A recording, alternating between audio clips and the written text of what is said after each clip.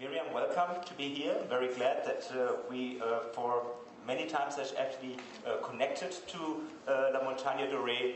I think I was one of the first who was able to see that. Maybe it just came out of your mind. Yeah, exactly. It was something like a birth moment. Does it work? Yeah. It does. Yeah. You saw it like in the first days of this first publication, like the first publication, prototype. And then it was a prototype, and then it took something like a while, and I was always trying to convince you that it should have the public and that it should get into another form in terms of distribution. It was self-published then afterwards from you, and but maybe you, as a starting point, can explain what La Montagne de Ré was about. I mean, it's a project which has a certain history in your personal life and also in your artistic positioning, I think. So the project is about in the Swiss mountain in Andermatt. There is a billionaire called Sami Sawiris. He came into Andermatt to just inject like 1.8 billion of Swiss francs to build a huge complex, hotel complex. And I wanted to work on that topic. So I went there and I saw that there is this kind of European common tale that is happening all over Europe, which is called Devil's Bridge, Teufelsbrücke. Mm-hmm. And so I decided to mix both stories. So the Devil's Bridge story is the fact that one day the devil comes into a village and say to the citizens that he can build a bridge between two valleys that they cannot do themselves, and in exchange they should send the first soul that would cross the bridge. Instead they send a goat, and so that's why you see some goats in the book. So this book was about to kind of create in between documentary and a fiction or a tale, and to mix both stories to kind of create a catalogue for a fictive theatre play. So you could like switch through that and choose your own actors or sets or landscapes and stuff like that. Mm-hmm. And how did Sawiris was at that time very present in media. Yeah. I think it was something like every second day there was a story about this investor who came from Egypt, I guess, and had this idea to make something out of that region. So it was quite obvious, or maybe a possibility to kind of connect it with a fairy tale or with this kind of idea. Yeah. How much research did you put in that before you kind of started the whole project, actually? I think I'm not a very good documentary photographer, so I would say that I'm more kind of a storyteller, but in the same time not really that much, because in this work I decided to just like construct a whole catalog where stories could happen, and so I don't tell the whole story, but I just like construct a whole universe where some stuff could happen. So at one point I didn't research that much, I would say. Mm-hmm. I just like appropriate the story and did it my own way. Yeah. But is the name Sawiris in here, or is he just a metaphor? He's just a metaphor. He's just a metaphor. Yeah. But how do you translate that to that? I mean, I can read that, I can get that, but how is a reader actually getting this access then? For me, it was quite interesting to just like put the text in the beginning and just to give some hints to this story, mm-hmm. and just to give like how would you say that in my universe these are the hints or the sites you should or the tracks you should take to see the whole story. So it's just like few things that kind of gives you some hints, and then you can create your own story through it. This is presented in our cluster fact. Yeah. It deals with this kind of also these ideas of post-truth. Mm-hmm. I think you started also in this project to construct actually the narrative that there are a lot of fake or at least some kind of traces which are left unspoken or kind of not directed to the end or so. Yeah. Is that true? Yeah. But maybe you could also like use that as a starting point and then research by yourself, because you have the whole internet and you can. For me, I'm not the truth teller. Mm-hmm. I'm just a storyteller. Mm-hmm. So it's one way of dealing with it, but as a reader, you could just like take that as a starting point and just like research by yourself. I would say that in that thing, I'm not really a documentary photographer. You don't have to be a documentary photographer. No, I don't think so. But I mean, the topic could relate to more documentary photography. Yes, yeah. When looking at this construction here, for me it's always interesting how a book is actually giving form to this. You have a kind of, I don't know, there's a front, back cover, it covers, I don't know how many pages in there. It is a construction from A to Z, and how do you control this? I mean, is this an editorial process you did by yourself, or do you work together with other people there? Maybe to come back to your previous question, I could add also the fact that sometimes fiction is telling more truth about reality than reality, like, not, how do you say, like, fact pictures. Yes, right, yeah. Right. Concerning the book, it's funny because when you asked me to come in this cluster, I decided to take some more pictures. So in a way, it was for me a way to expand the book and just say it's only one part of the whole story. So that was one thing. And then I produced this small Narvort, which it is an epilogue. And for me, it was a way to expand the book. So in this thinking that maybe a book could be fluid as well. So, I mean, there are two theses now. You could say a book is a limitation, or a book is a freedom. Yeah, exactly. Where are you? Between books. Between books. Truth and fiction. Between. Yeah, I don't have a strong statement on that. Yeah, but I mean, doing a Nachwort is already the escape, isn't it? Yeah. It's also an escape, I think. Yeah. How did you deal with that extension? I mean, you did that 5 years later? Yeah, that's it. And so I wanted to see how, in between these 5 years, my work just like kind of took some other ways, but at the same time, I could totally relate in some other layers. I could totally relate to my practice in this book. So it was a way to see where I am at this point of my story in photography also. That is the story of photography, but what is the story of Saviris? I mean, basically you're extending also the narrative of this. What has happened since then, and what has happened actually maybe in your photographic translation? So I would say that during La Montagne Dorée, I just like tried to kind of get the story, understand it, and do a book related to that. And with the Narvort, I would say that I'm more how my photographic process evoluted, or you say so? Yeah. I tried to be more on the periphery of the whole story and try to see the frontiers. It could be to photograph some animals that I didn't really in this book. So it was, what would the mountain think about the project? What would the grasshopper think about the project?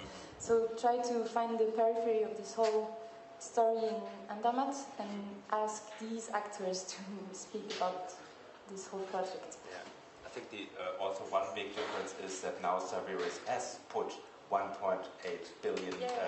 I'm not sure. If that is already the case, but actually you see the intervention. Exactly. You see the intervention in the landscape, in tourism, the effects on tourism, and all that stuff. It was quite crazy because in the first place, when I went there in the first place, I was really kind of scared of what would happen with pictures like that. I think that like these kind of pictures with the, I don't know how you call these antennas. Yes, antennas. Yeah, right. They kind of set the height for the future buildings. They are way more scary than the buildings themselves that I've seen now. Yeah. And then I just saw them and I was like, okay, that was built. And I think the potential project was more scary than the project itself. Even if the project itself is quite crazy as well. we are also, I think, behind that investment, and also on Saviri's idea, what he has actually achieved there and what are his new ambitions. Because I think when we talked about this as something like a future project, for me it was even more scary about his new ideas he has. I mean, like what? Like you mean the island yeah, for refugees. it's quite. I don't know because I couldn't like find any sources on that, but it seems that Sawiris now wants to build some villages or cities for migrants in Egypt. So it's kind of a strange turning point. I heard that he wants to develop an island functioning as a refugee island, a complete refugee island. Yeah, but it's quite crazy. But I mean, I couldn't take a strong statement on these political issues. But yeah, it's an interesting story because he said that he wanted to step back from the whole company. I mean, it's maybe 7 years now. Yeah. And so maybe he's a bit tired of rich people. I don't know. And now he wants to take care of migrants. But he had a very strange saying on that. He was saying that it was nice because all the migrants were Muslims and they could stay together. So it was a strange thing. Argument. Yeah. Yeah. But for me, it's also interesting to relate it, for example, to Donald Trump, and that you think it couldn't be worse, and actually it happens, and then it was something like the whole landscape of what is imaginative has changed then in a way. If you compare what like the method you were working on at that time, you still, I think, work in book form. You still find ways or try to search ways of actually dealing with creating stories or so. What happened since then? Did your practice change radically? I mean, I know that you finished a photographic degree, you opened another field of interest. Maybe you can elaborate a bit on that. Yeah. So after the photography school, I went to art history and anthropology. So it was a way to just open things and just to think about photography in another way. So it was more related to art history and the whole story. And also anthropology, because it was interesting to see that photography and anthropology just appeared at the same time, and both were kind of justifying the other. And that's why I thought it was quite interesting to see photography through the sight of anthropology. So that's what I did the last 4 years. And relating my photographic work, I obviously continue to do some photography, and I think the book form is quite interesting because in the same time, for practical reasons, it's so simple to do books. I mean, I have my printer at my atelier and I just print pages and put them together. That's the easy way of doing art, and just you could print like several ones and just give them for free or sell them or whatever. So that was a way to distribute simply my work.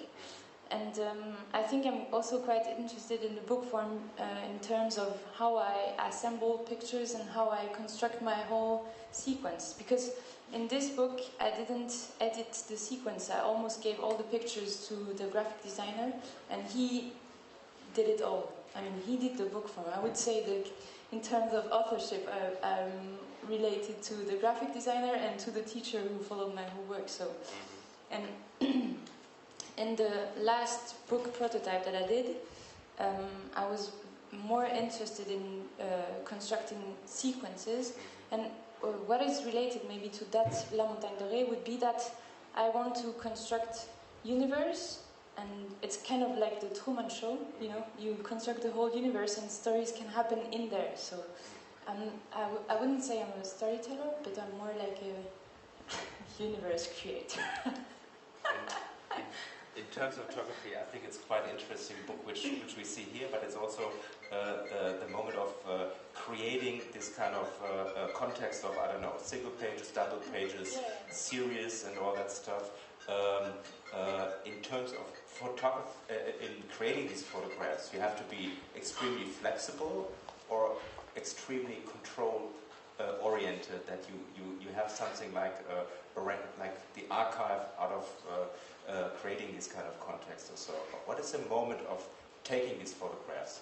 Intentionally already for the big project which is at the end, or is it something like more I don't know, intuitive, everyday, something like that? It's funny because I think I have two thing in my process would be that for this project especially, I did a lot of pictures but didn't know what the topic was.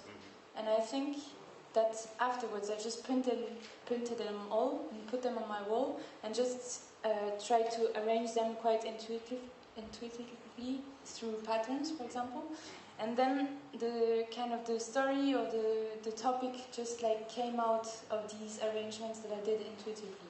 So there is one part that is quite intuitive, and the other part, which is related to anthropology and art history and the whole theory, would say that in the second part of the job would be to kind of reread the pictures and add some layers that I had intuitively into the work.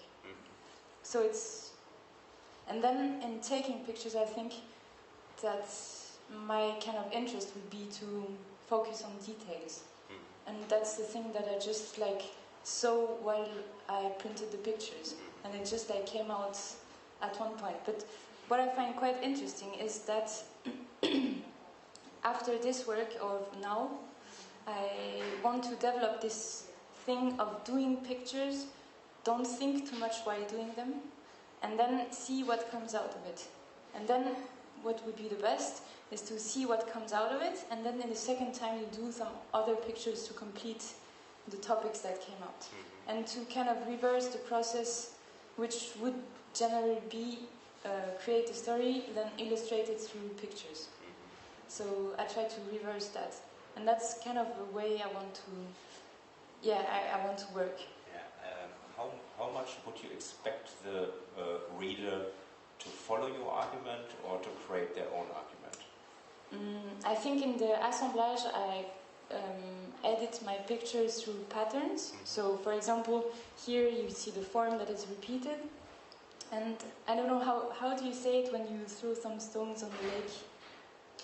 And like kind of, I don't know how it's called. Yeah, okay, so it's ricochet in French. Yes, right. So that would be my way of constructing things.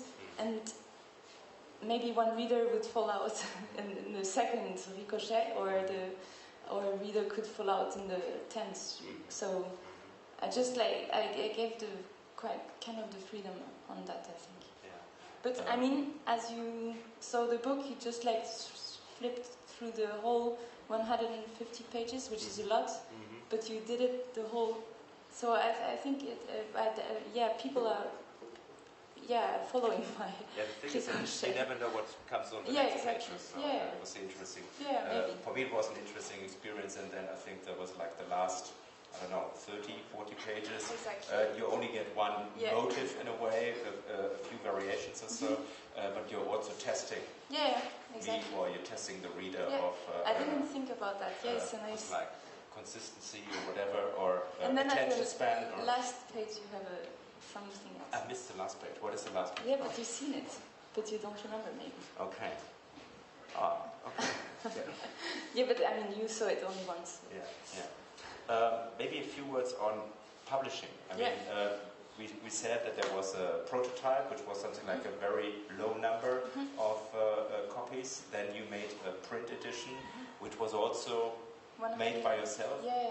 How many copies? 150. Okay. But it was also related to the fact that I presented that book to the first book award at Aperture and the first book award at MAC.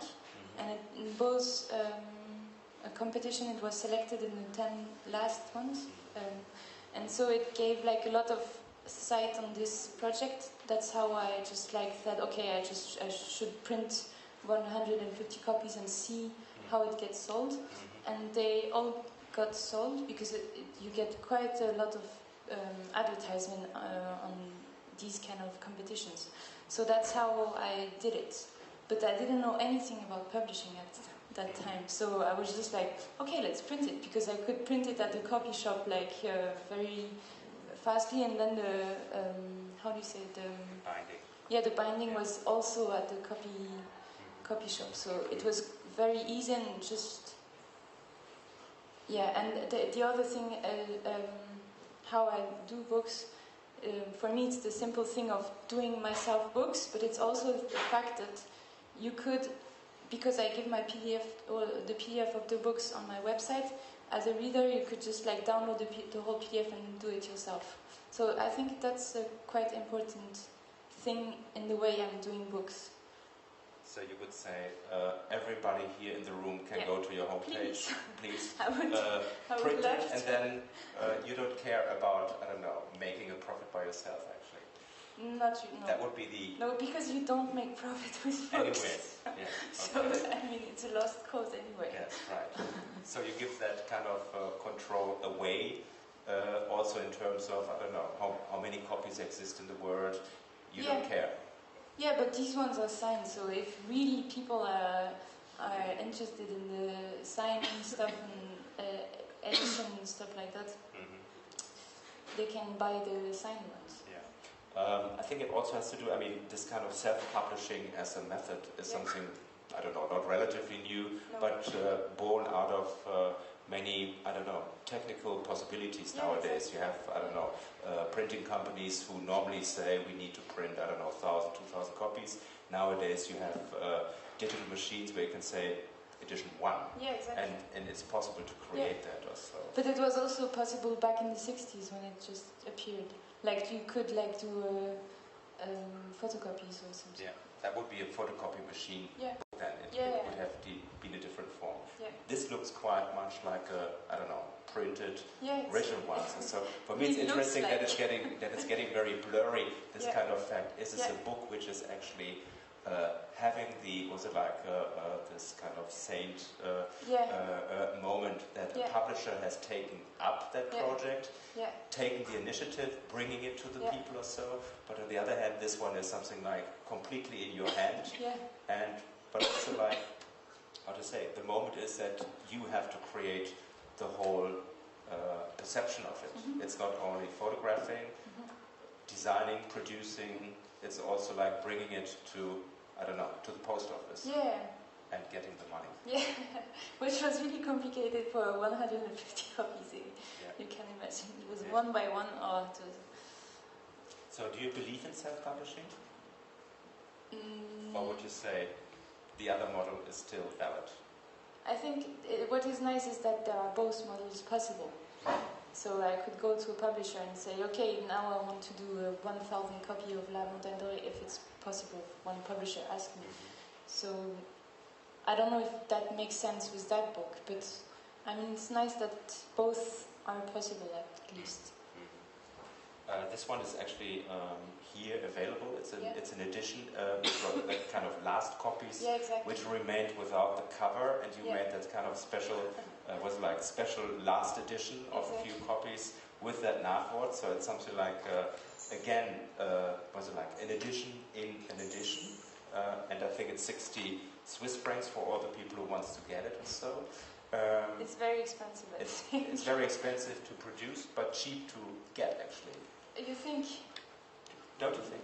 If I find 60 francs is too expensive, but I mean it's part of the thing that I do it myself, and I cannot sell it less than that because then I lose money. So at least now I'm zero.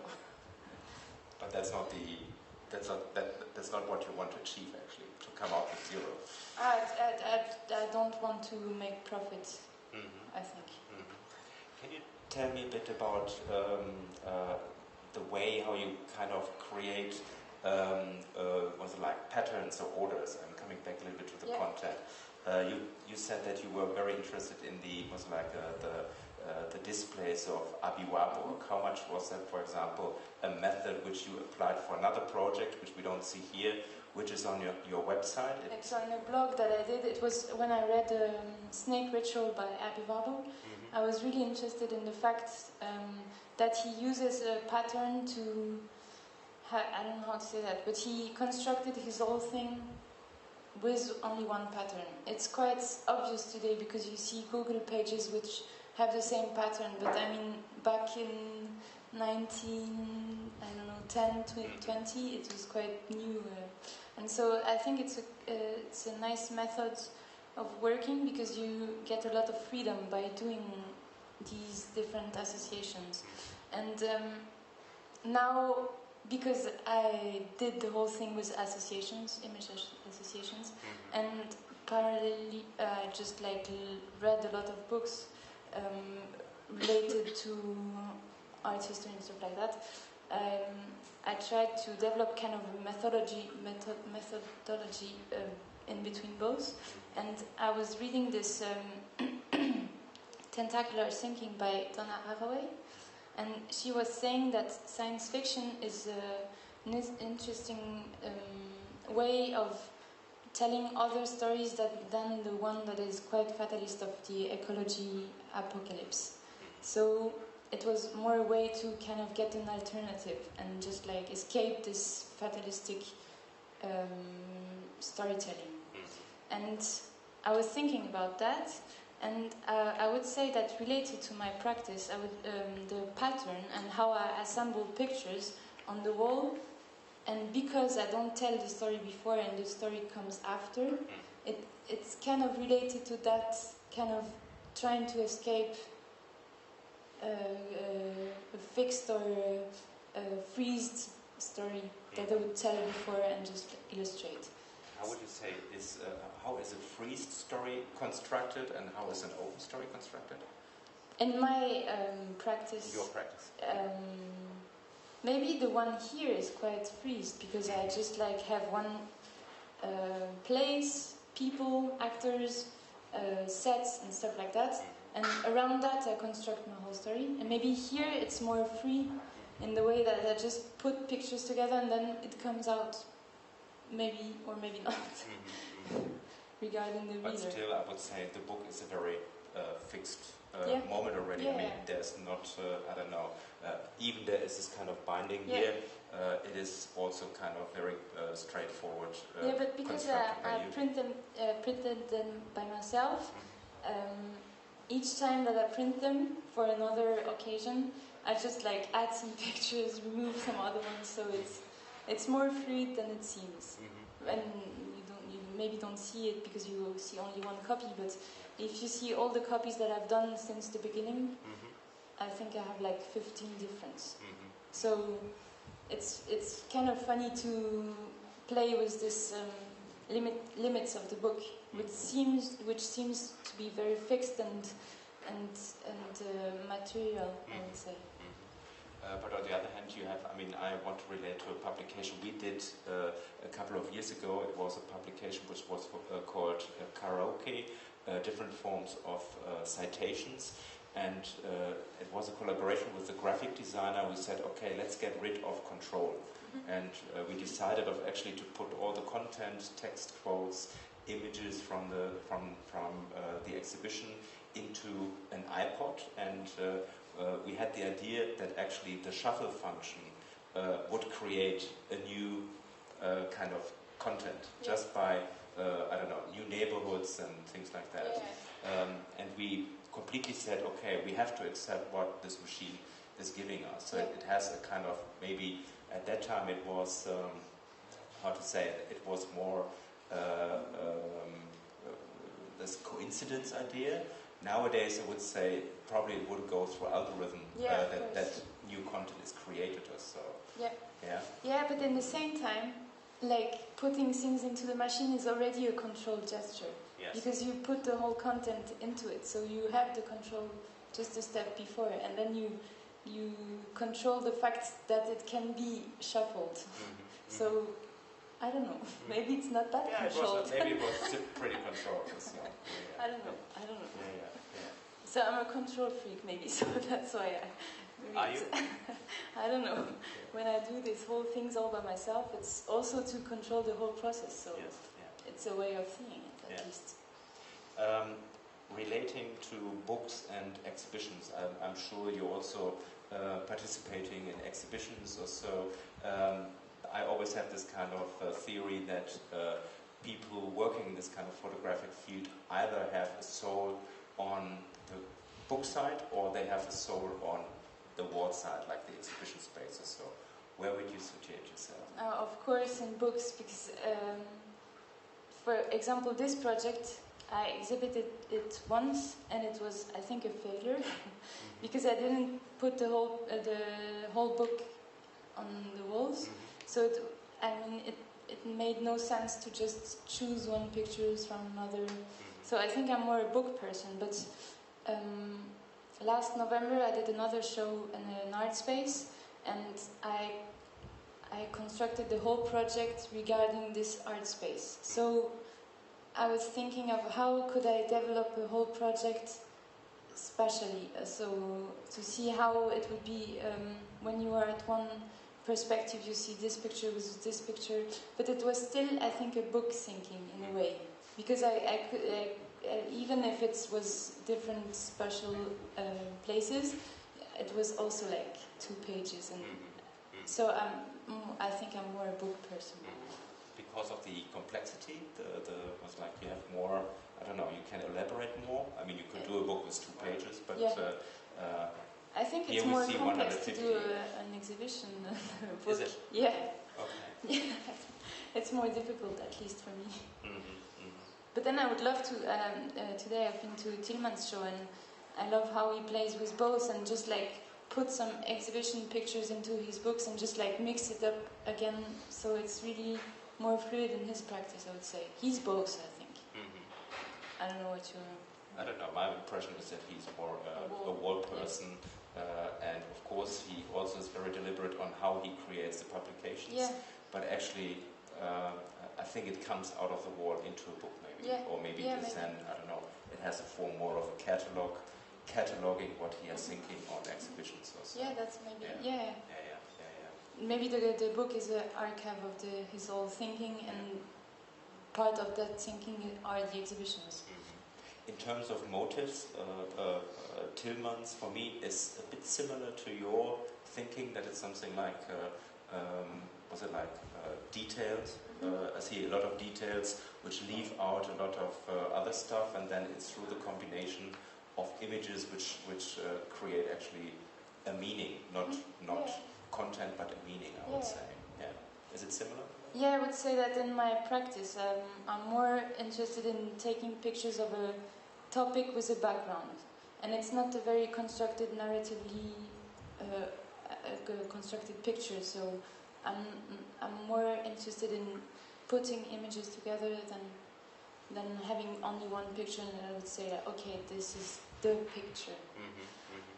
That makes it also difficult to select one or to come up with that. Impossible for you. Yeah, at least for me. Yeah. Or I would develop the whole project regarding one show. Yeah. Which is, I think, different. When you say this can be reshuffled and added and re-edited or so, when do you find yourself finished with something? I mean, at a certain point, this one is finished. Never. I hear never. Okay. Yeah, it's I don't know. I don't know, because this is a very good problem for that book. I don't know when I'm finished with this one. Mm-hmm. Maybe because I had to make a show in November and I had to put that in the past. Mm-hmm. So it's already in the past. Yeah. Maybe. Okay. Maybe one look into the future. You're working already on something else? Since the past show in November, I did a lot of different pictures, and I try to kind of... Now it's in a backup thing, in a hard disk, but I'm really looking forward for this summer to just like print them all and have them all and just like... Start the process again. Okay. Miriam, I think from my side that's it. I invite people to raise questions if there are some. Yesterday we didn't have so many questions. There are none. You have one. Yeah, I know that you work with an art space as well, and I would like to hear you a bit more about this link. Is it like the same thing? Because I was kind of surprised when Thomas asked you about what are your projects now, that you don't really mention all this extremely prestigious work of running an art space. Is it something that doesn't have a topic here? Or? Yeah, Yeah, that's a really good question. But yeah, it's fine. Yeah, because I'm running an art space since 1 year with 3 other girls, and yeah, because it's part of many things I think I do, and for this I was really into that, like maybe too mono, like looking only on one thing. But it's funny because with the art space I try to leave the less control I have and just like invite people. For example, Emil came last year to do a show in our art space, and so it's funny to have both connected here again. Yeah, exactly. To have both things that I can practice, either to control a lot in my photographic process and discuss with artists and leave the whole control to themselves and see what happens. And I think it's very interesting to have at least both for me. I remember you also were a kind of promoter of, at least was like French-speaking, was like the French-speaking part of Switzerland publications. Yeah. Ambassador. Can I call you like that? Yeah, but maybe not. It was a pity that we didn't have German-speaking publications. It was our fault, or maybe the fact that it was geographically too far. I don't know, stupid thing. Yeah, I did this platform with Angola, a book platform where we just gathered some books around us and people knowing, so it was really like that. And we went to fairs, book fairs, and it was a way for us to show all these books that are quite confidential in another way. But we kind of slow that thing down because we have a lot on our plates right now. And Anne is going to publish her last project with Mac. So she's doing that in September, I think, in New York. So she has really a lot on her plate, and I'm doing quite a lot with the art space and with my whole practice. So for now, it's kind of a pause, but I don't know. Let's see what happens. It seems you're very kind of flexible also in Yeah. choosing the ways how you act within that photographic field. I think it's quite interesting that whenever we see we have to update ourselves, what's new in your life, and there's always something different, which I very much appreciate actually. It's a really curiosity, you know. Yes, it's just like to. Yeah. Is there a goal somewhere?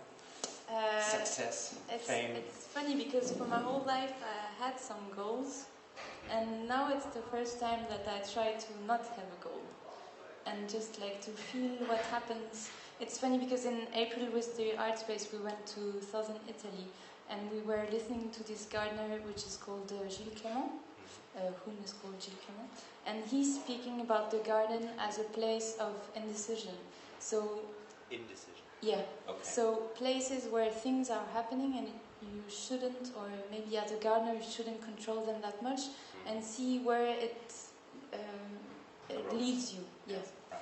And I think it's a nice way of thinking about life in general.